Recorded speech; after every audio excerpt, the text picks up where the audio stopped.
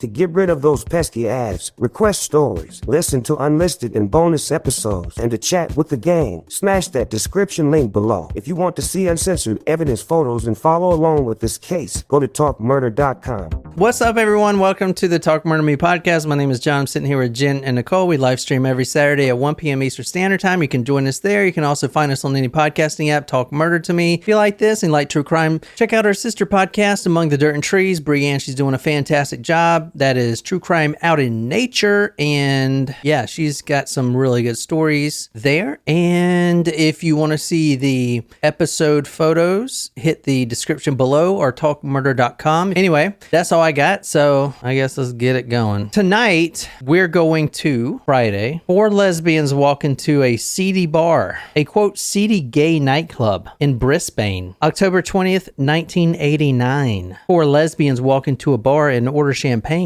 They're celebrating? Do you order champagne at a seedy bar? Dun, dun, dun. Maybe. If I was celebrating. Y'all didn't think that was like funny? No. Yes. Like the start of a bad joke? It is the start of a bad joke.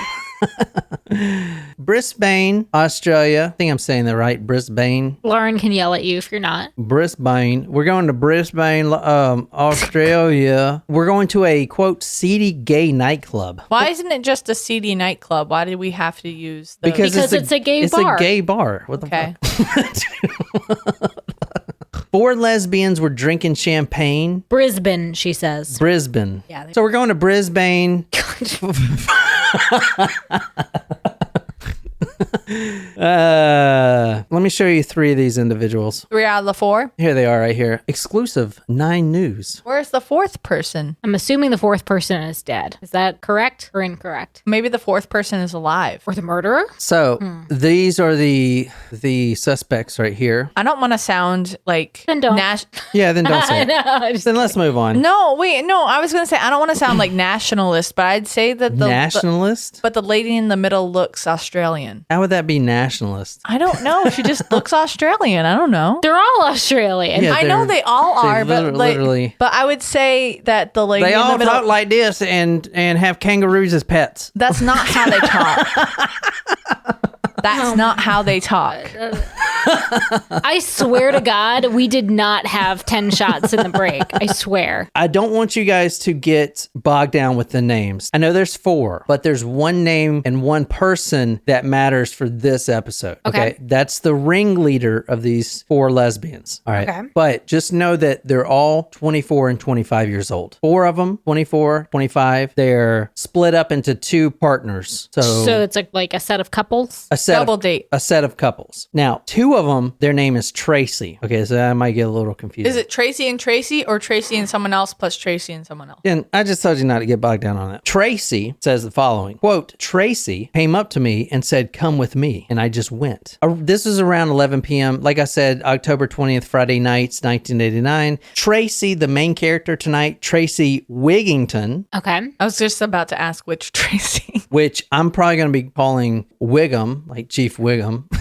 Why can't you just call her Call her Tracy Wiggs. W? Wiggs. Wiggs. We'll call her Wiggs from now on. Okay. Tracey Wiggs is the main character. Wigginton. All right. Quote, Tracy came up to me and said, come with me. And I just went. Now, Tracy's the ringleader of this pack. This is 11 p.m. and they get into her car, all 4 of them, and they drive around for 20 minutes. So they leave this seedy lesbian bar after Tracy basically commands them to leave. They get into her car and she's not actually driving her car. Another person is, but they drive around for 20 minutes. They're looking for anyone, male or female, doesn't really matter. What do you think they're looking for? Like, what are they going to do? What's 4 lesbians driving in the car want to do with either a male or a female at midnight? I have no idea where you're going with this. That doesn't make any sense because no, I'm just trying to be PC here, like because drugs, Wolfie says. Drugs and hugs. Hugs and drugs. Those things do go together. hugs and drugs. This is the man they find right here. I'll put his photo on talkmurder.com. You can go there to the blog, talkmurder.com. You can comment too if you want to, and I'll comment back. And so this is the guy they find. Can you describe this guy for us? He's an older gentleman, maybe in his early 50s. I don't know. He kind of looks a little old on the older side there. but he doesn't have gray hair, balding, brownish hair, white guy. All right, so that's the man that they find. Now, this man, his name is Edward Baldock. He is 47 years old. He is a grandfather and a father of 5. They spot this man. He is actually really drunk at this point when they find him. Now, keep in mind, they're driving around in their car looking for somebody, and they find this man leaning against a pole, like a street lamp. He's really drunk. He literally just pissed on the pole. He is just completely effed up. In fact, he was so drunk that police, when they tested his blood alcohol content level, was 0.31. Whoa! Which 0.08 is about 2 beers, and that's the legal driving limit here in U.S. What is it in Australia? Probably like 0.30 or 300. They're always drunk there. 0.30 and 0.300 are the same. You do realize that, correct? I don't know what it is there. I mean, I guess they just drive Probably pretty similar. They just get in their dune buggies and play with their dingoes. Edward Baldock, when they checked his BAC level, was 0.31. That is really high. That's probably like 10 beers at least. It's probably how much gin, drank today. No, this is what I drank. This is what I have not drank. He was walking home to his wife. They've been married for quite a while, and they were happily married, and he's walking home. He just leaning against the pole just to collect himself before he makes that journey home. 4 lesbians pull up in their car, and they offer him a ride. He accepts because he doesn't want to walk, and he gets in the back seat, and then Tracey Wigginton, takes his hand and clasps it in hers and is holding it like their boyfriend and girlfriend. Odd. Okay. Very odd. They're in the back seat, and then she is all cuddled up with him, and she asked if he wanted a good time, and he says yes. Now, keep in mind, she's a lesbian, so she's not interested in this guy. So obviously, she's playing him. Is she looking for monetary exchange for said things? Perhaps. This is where they go, right here. So this is, and Lauren, you can tell us if you've been here, the Olay Park in Queensland. This is actually the exact spot where they went, down here. The trash cans? And I verified this. There was a news station that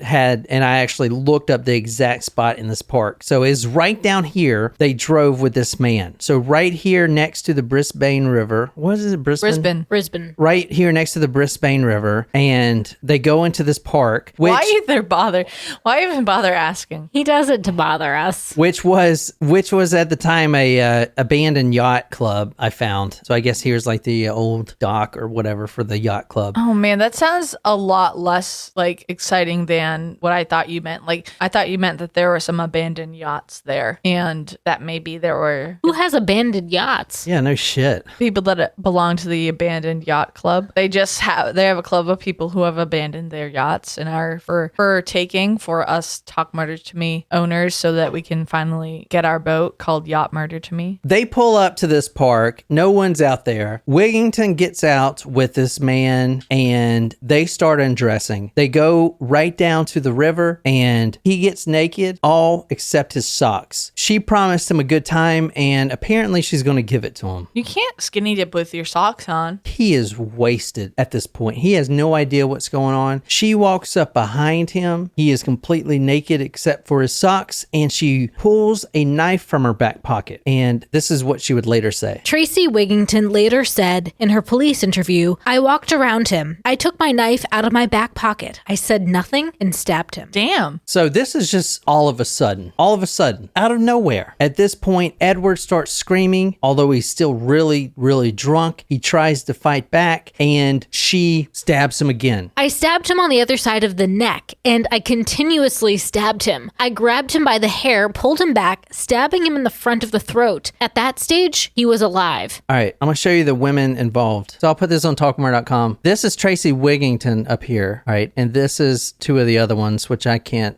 they're all the same to me. There's a lot of people. But this is the main one right here, Tracey Wigginton. Okay. At this point, he is spurting blood. She stabbed him multiple times and only in one spot. The first was the back of the neck, and then she continued to stab him in his neck. That's the only spot she would stab him. One of the lesbians in the car, Lisa Pachinski, she collapses on the ground and she's crying. She's bawling her eyes out. "Oh my God, what is happening? She clearly cannot handle her murder. Now, what I didn't mention earlier is that when this guy, this grandfather and father of 5, 47-year-old Edward Baldock, starts to get naked, the ringleader, Tracey Wigginton, thinks that she can't handle him by herself. So she actually runs back to the car and she asks all 3 of the other lesbians if any one of them could help her. They all refuse, but Lisa Paczynski, she did say she'll come up there. But when she got there, she got too shy. She didn't want to participate in the murder. She just collapses and now she's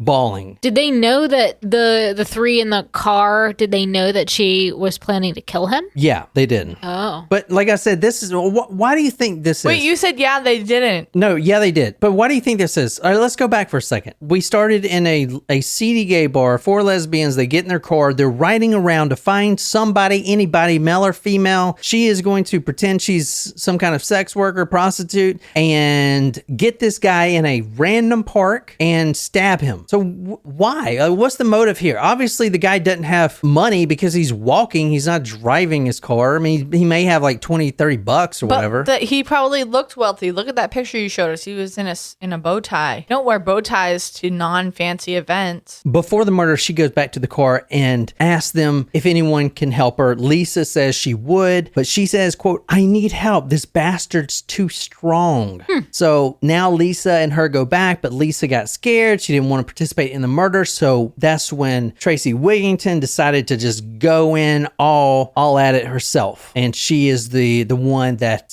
is stabbing this guy. I stabbed him in the back of the neck and cut the nerves. I sat and watched him die. This man was stabbed at least 15 times. I saw in one report it said 24 times. 15 to 24 times in the neck with 2 knives. She actually pulled out another knife, a small other knife. She used 2 knives to stab this man in the neck. And now she's sitting down and watching him die. They were drinking champagne and now all of a sudden she is watching this dude just die. It's just so random, right? Like, what the fuck? Like, what is the motive here? There's feels just very random. no motive at all, it seems. In fact, when police did arrest these women, they actually thought that Wigginton was the mistress of this guy, which they didn't even know each other. This was they weren't related. They had no idea who this guy was they picked up. But at this point, she is watching him die right there in the park, right by the water, right by the river. She didn't waste any time after that. She had stabbed this guy 15 times in the neck for a reason, and now she's just sitting there watching him die, and she's wasting her time. And this is from the Courier Mail. Quote, "The blood gurgling from Baldock's almost severed head looked like a fountain. The fountain of blood is coming out. She is watching it. He is face up, laying on his back. Wigginton jumps on top of this man because she is tired of wasting her time. She did this for a reason, and she's more importantly tired of wasting the blood. She jumps on top of this dying man and she puts her mouth to the neck and she starts drinking and feasting on the blood spurting out of his arteries. She's a lesbian vampire." What? All right. Damn. Kim Jervis, who was also there, is one of the ladies in the car. She was waiting and she saw this event and said the following, that Tracey Wigginton, quote, "looked like a person would look if they had just sat down to a 3-course dinner," end quote. Lisa told the detectives the following. Lisa Paczynski told detectives in 1989, "I knew she was going to kill him, but I couldn't stop her because of her craving for blood. Have you ever seen a shark frenzy? A feeding frenzy?" From the Courier Mail, in her chilling police interview a few days after the attack, Wigginton said she felt nothing as she stabbed Baldock and even sat down to smoke a cigarette while she watched him die. This is him. This is how he was found. Look at this. Look at the stabs. Dang. Now he's face down, but this is there's no stab wounds here in the back. Only on the neck. It's only on the neck. She stabbed this guy in the neck 15 times for a reason, so she can drink the blood coming out. There's that main artery right there. She put her mouth right on that artery and just started drinking. It's warm. She's drinking it. She's feasting. Just like we ate all that chocolate earlier. Fuck, stop. She's just making me want to puke. I didn't do it. I mean, I'm not the lesbian vampire. Lauren has a really great question. How did these women find each other? It can't have been in the awesome seedy club with banging tunes. Banging tunes. I feel like this is 1985. I feel like wasn't Joy Division really popular in that time? So they are obviously gothic. Let me go back to the photo right quick. Like, you what- can what- tell that they're kind of gothic, right? No. Or I couldn't really tell. Like, I don't see heavy eyeliner. yeah, but they're wearing black and black hair. The one on the right is wearing white. Yeah. Well, she's the ringleader. Yeah, I know. Like, I'm not getting overt I can't gothic tell. vibes. Can I be totally honest with you? Can you go back to that picture? I can't tell anything about any of those women. Yeah. Except the middle person is from Australia. But they're all from Australia. that is very racist, Jen. It's not racist. It's nationalist. They're all Australian. I know they are, but like the one in the middle looks Australian, and I stick to my story. But I can't tell anything else other than that about any of them. And I would have to say that you would have to give me more proof that they were gothic or even lesbian from that picture. You can't tell that someone, you especially nowadays, you can't judge someone on one characteristic of themselves from one picture unless they're wearing a T-shirt that says "I am blank." Like you can't just judge someone on Even their then, appearance. they could be making a joke. Yeah, you don't know like which one of 54 genders he, she, or it may be these days. Well, to be fair, it is not a gender. It is not a descriptor that people use. No, it's not. It's they. Anyway. They? Oh Yes. my God, move on. What do you mean they? If it's Jesus one Christ. person, Move it's on not- before I get angry because I'm already angry, but I don't want to get angry out loud. Okay, 4 lesbians walk into a bar. With 2 5-inch blade knives used by the same person, Wigginton, Tracey Wigginton. She had stabbed this guy 15 times, only in the neck, only around the back of the neck. Surprise attack to drink the blood. Now, Tracey Wigginton is a big girl, okay? At the time, she was 250 pounds, but she's over 6 feet. She's a big She's person. tall. Like my size. No, I'm not talking about overweight. She's just like a big built, like 6'2". Like my size. She's tall. She's Yeah. very tall. With It'd be like 250 if pounds, you see me yeah. walking around, yeah. So the fact that she needed help, like, I mean, she didn't need help. This guy is not 250 pounds, but I don't know. Well, it's hard to hold someone down if you're drinking their blood. But she told detectives in 1989 that when she stabbed him first in the back of the neck, quote, hard enough to drive the knife up to the hilt. Ooh. I then withdrew the knife and stabbed him in the side of the neck. I stabbed him in the other side of the neck, and I continuously stabbed him, end quote. So who asked about how did they meet, Lauren? Yeah, Lauren asked. Because Lauren's from here, so she's like,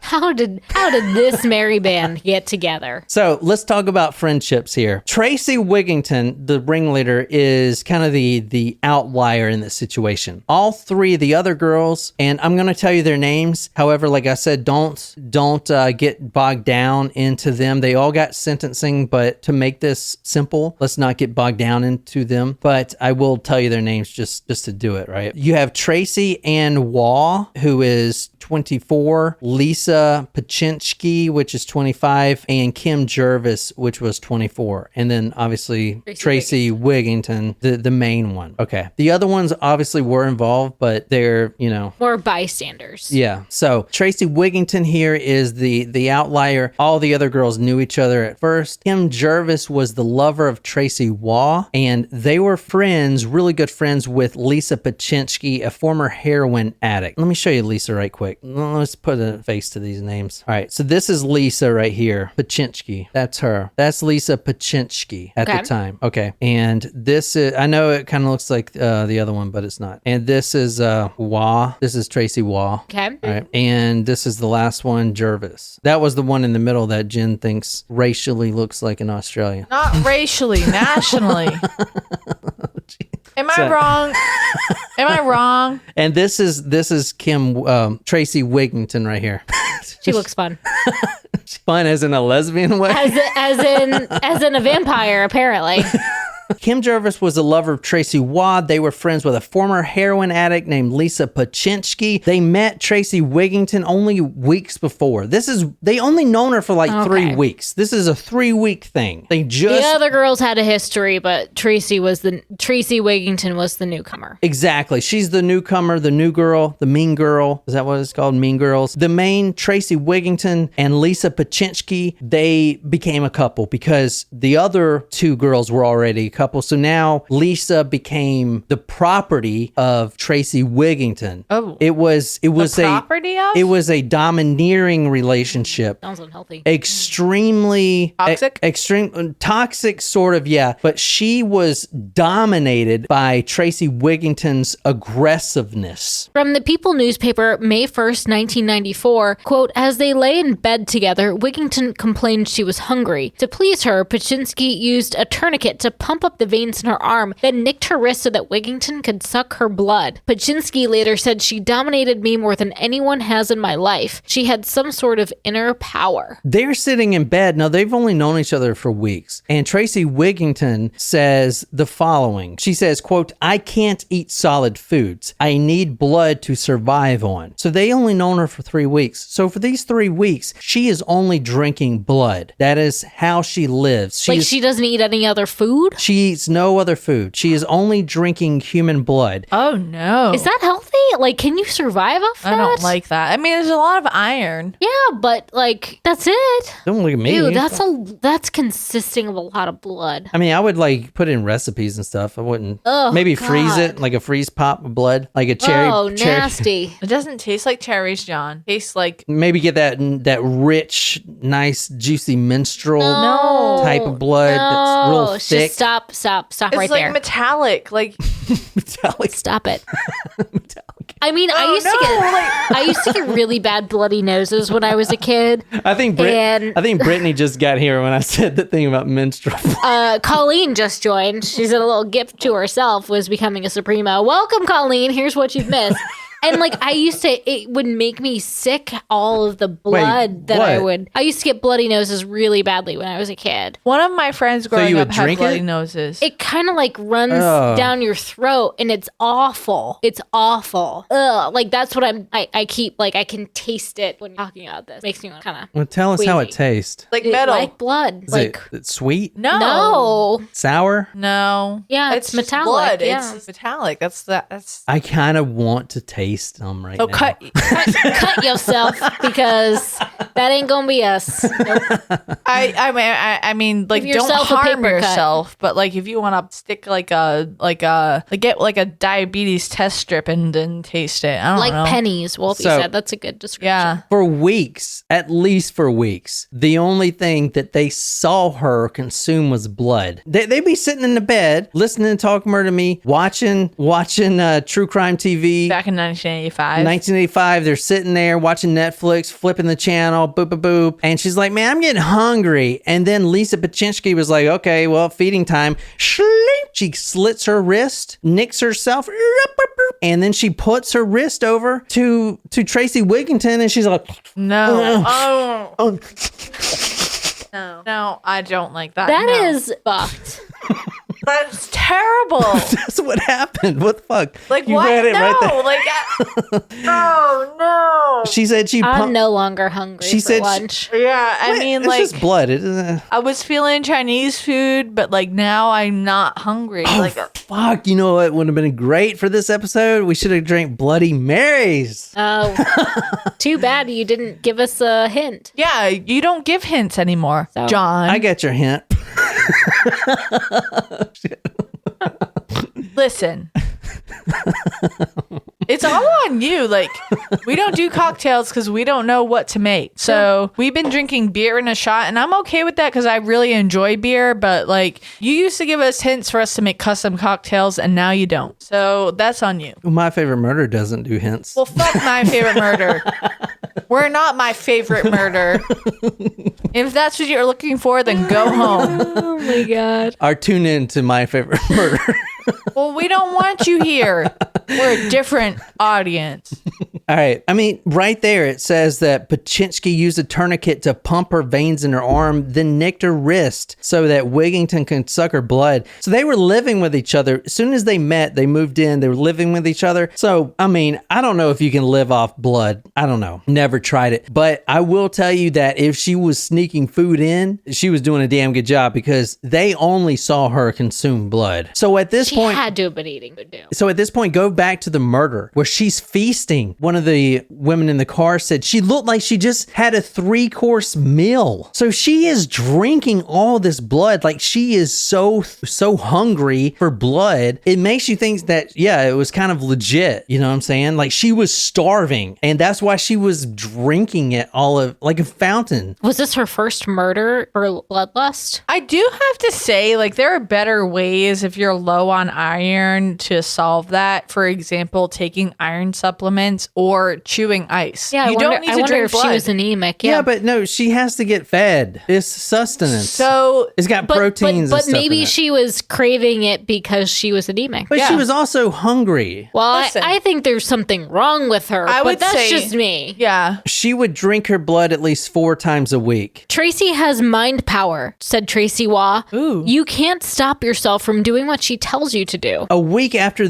all these ladies meet, they know that Tracey Wigginton is starving because the blood that she's consuming, she would later say that Lisa, her new girlfriend, has a weak heart, and the 4 times a week feeding festival that they go through where she nicks her wrist, it's not working. She needs more than that to survive. All right, she is a vampire. Yeah, you need, like, food. So they plan this whole thing so she can be fed, you know. They gather at Kim and Tracy's flat in Brisbane, Australia. The walls were decorated with graveyard pictures, and there was even a, quote, stolen headstone in the middle of the apartment. that's not No, cool. no, that's bad juju. I know. This is the actual headstone that they found right here. Michael Ryan, in memory of Michael Ryan. Did they know Michael Ryan? Like, you don't steal someone's headstone Yeah, who you that's don't fucked know. up. No, I guess they Anyone's. just fucking were listening to The Cure and Joy Division and just like, let's go steal this headstone.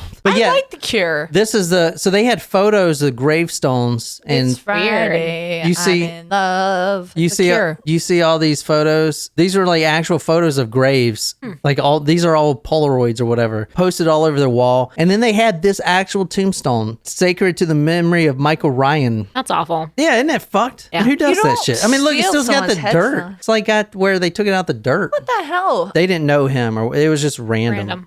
Then that's worse. Like, if it was your brother or like your friend and it meant something to you, well, number Even one, still, you you don't don't take it. steal it. Like, because Those you're things gonna are very lose- expensive. They also. are expensive, but like, why would you take that? Like, Yeah, but- oh, look at me, I got this headstone, so cool. No, Well, Do you there's want- clearly other mental things going on in her mind. I mean, yeah, Clearly. but like, why would you steal that if you have no connection to that Why person? is she consuming someone's blood as her meal? You know, I mean- something wrong up there. Yeah, I mean, well, if you go back to that picture of her, let me give you my interpretation. Of what? Her being crazy? Yeah, it's yeah.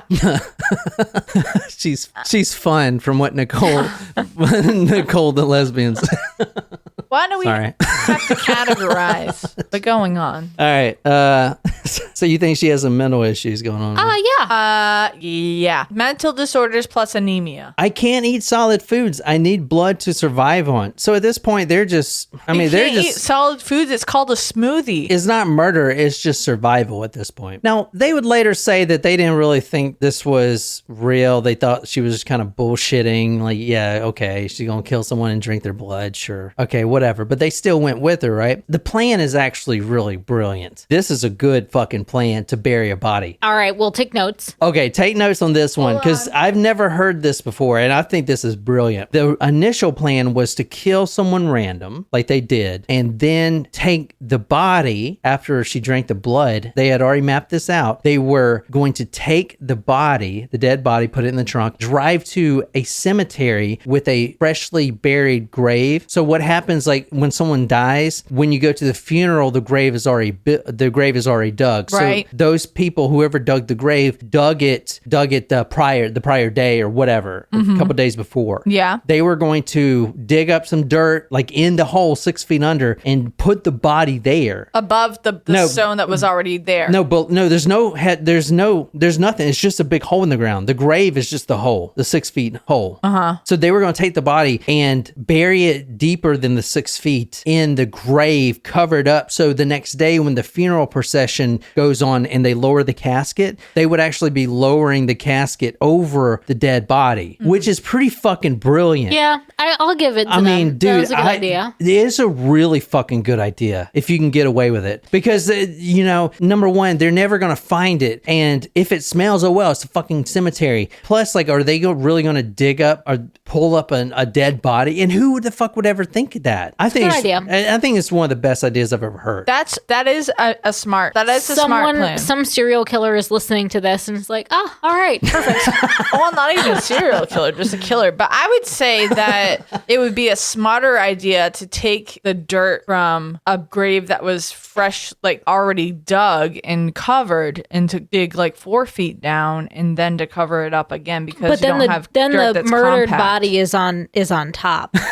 The murdered body's on top, but if you put everything back, they're not going to look there because the person was just buried. Yeah, that but they same can day. tell. It would work too. Yeah, but no, you can if you dig up something, you can tell it's freshly dug. The dirt looks different. It's not weathered like the other dirt. Right. So they'll know if someone has dug up something. But if that body was buried the same day that you put it in there, then what is the difference? Like if they had a funeral. So you're just saying, why don't you you? put it on top of the casket instead of the bottom of the casket? I don't understand. Right. Like what? No, It would work as well. What the fuck? It would work. it would work as well, because number one, like if you're going under the 6 feet, if you're going 8 feet down, all right, you still don't have need- to. we don't you need to go into you the don't technical have to side. digging dig. 2 feet of packed dirt versus digging up like No, 5 but feet. they're not going to go look in there and inspect it. Like you just got to cover the body, you know? Right. So why would you work harder, not smarter? See, you're talking about going to a freshly dug grave and then digging up 3 feet or 4 feet to put the body in and then covering it It's instead easier of than- jumping down there and digging up 1 foot and putting the body down there. Yeah, Like, what the- because it's easier to get out of, and you have to What to go get down out of? 6 What the- feet. You have to go down 6 feet into the dirt and then I climb feel out. like we are arguing over something that is Jesus not that Christ. important. It's They like are fucking- both great ideas. You just do parkour to get back up. It's not that big of a deal. Not everyone is capable of parkour, sir. That was the idea. Now let's talk about Tracey Wigginton right here. What kind of life do you think she had growing up? This is her as a young vampiress. I mean, that looks like a professional like mall photo right there. I would say that she did not care for the life that she grew up in. She looks like a young vampiress. Potentially. Long hair. All right, so this is Tracey Wigginton. Her life story, which is the main character, that's what we're going to get into it. Look at this photo. Tell me what you think about this. Can you tell what her life is like? This is her right here in the back. A happy family? I would say that she was forced to follow the norms of her family. Does her family look wealthy? I don't know if I would say wealthy, but like Middle they class. They look okay. like they're in a good spot. Happy. Everyone seems happy. I don't know. So her family was extremely wealthy growing up. Private school, whatever. Her family, they were millionaires. So they were in the polo clubs and all this stuff. However, for her, she was the outcast in her schools. It started from middle school, the strange behavior, and then she became known in her later grades as a, quote, aggressive lesbian. So she was very outgoing, very controversial, always getting in trouble, just the outcast, just being different. However, she did have a very good life as far as financials growing up. I'm not saying that she wasn't abused or whatever. In fact, she would later claim, and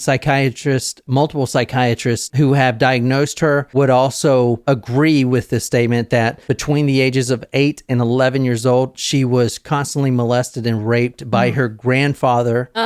So that had That's awful. That had a huge impact. During those times, as I said earlier, she was the outcast. So even at 8 years old, she began Well, I just show want to out. know. Show I just out. want to know what you mean by aggressive lesbian. Like she was open about her sexuality and forced it upon other people. Is that what you mean? Like, or was she was a lesbian and was like physically like? What do you mean by aggressive lesbian? I don't know if I like that term. That's a good question. She she was expelled for, quote, molesting other pupils. Well, end quote. that's not okay. So if that tells you what kind of aggressive lesbian, I'm not using the word aggressive lesbian because I made it up. This was actually in the report. She was the outcast. Look at her family again. I couldn't tell if this is her grandfather or not. I tried to look it up, but it's the photo actually said these are her maternal parents in the back. So I'm guessing, and this is her niece. I'm guessing that that's her grandparents. I'm not 100% sure though, but they were millionaires. And look how tall she is. I mean, she might be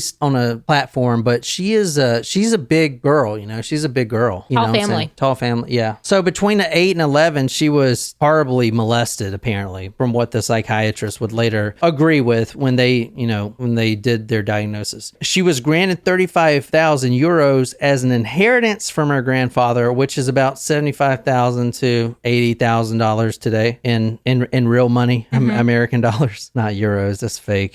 Real dollars. I mean, euros, aka FTX cryptocurrency.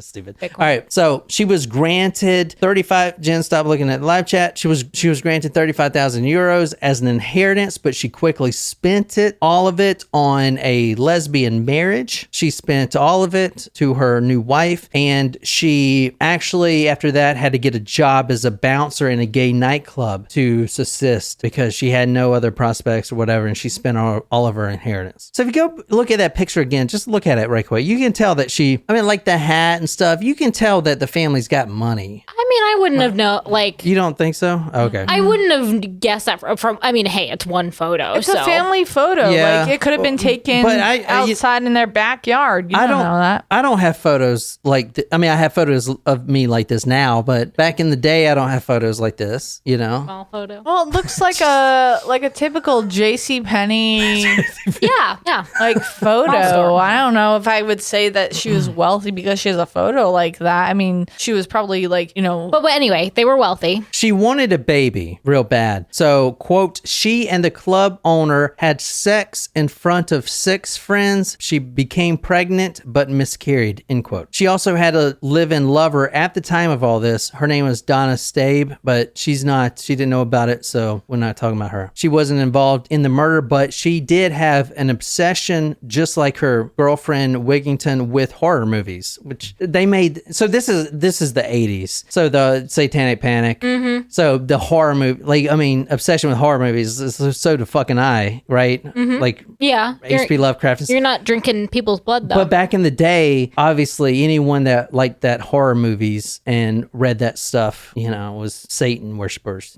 So that's just a term of the time, I guess. From the People newspaper, May 1st, 1994, the night before the murder, they repeatedly watched a sequence of a man being shot in the head, his skull exploding over and over again in slow motion. So let's talk about her psychology. She underwent hypnosis. The doctors determined, quote, unanimously in their belief that this was the real deal, end quote. Following the release of the details of the hypnosis, the media latched on to one incendiary quote. I'd like to slice the top of someone's head and say, think, let me see you think. She boasted that she was, quote, the devil's wife. She was obsessed with devil worship and the occult. At this time, she would only go out at night. She would never go out during the day. Well, she doesn't look that white, I guess. I don't know. I mean, I guess this is before the murder, but... I mean, that pic is like, dang, like she looks very energetic, very... Yeah, wouldn't have guessed vampire from that photo. No, would not have guessed vampire, but may have guessed like very... what's the word I'm looking for? Like extrovert, very extroverted. Yeah. So she would only go out during the nighttime. She would never go out during the day, just like in my favorite movie,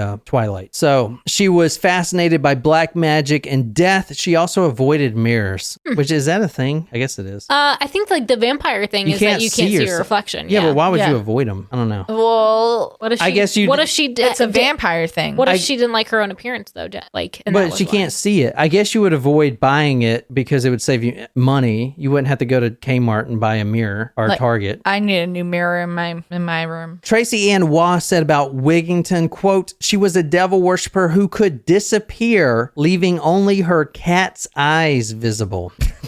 At the time, she was drinking Pakinski's blood, but she had a weak heart, like I said, and she couldn't give her any more blood. Before they met her, what was she living on? Well, she was going to butcher shops and collecting blood from pigs and goats. So this is her at the time. This is probably right at the time right here of her. So that's her right there. She got pentagrams and tattoos. I mean, this is Satan incarnate right here. She doesn't look like Satan incarnate. So how did they get arrested? Their plan, obviously, to bury this guy under a grave, under a coffin, didn't work out because she actually forgot her bank card. They drove back to the scene after that. They were going to go back the next morning, early in the morning, take the body to the cemetery. So they weren't going to take him right away before he started to like decompose and smell? Apparently not. But they drove back to the scene because Wigginton forgot her bank card, and they were stopped by a routine patrol officer who was just doing regular checks, and Lisa Paczynski, her lover, didn't have her license and was driving Tracey Wigginton's car. The next morning, also, the body was found by two walkers in the park, and this is what they saw right here. This is the body. This is how they saw it. So you see the sock still on. Yeah. And something's around his wrist? Tied up? I guess that's his shirt. Oh, okay. Yeah, maybe. There's actually video footage of her going to show where she killed the body, like literally the next day.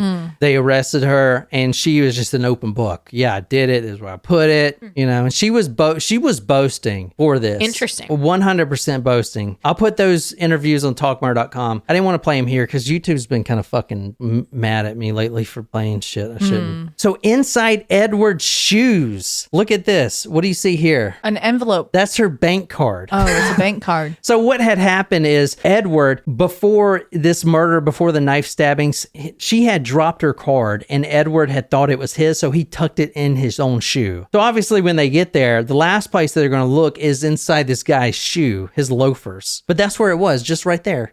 The shoe.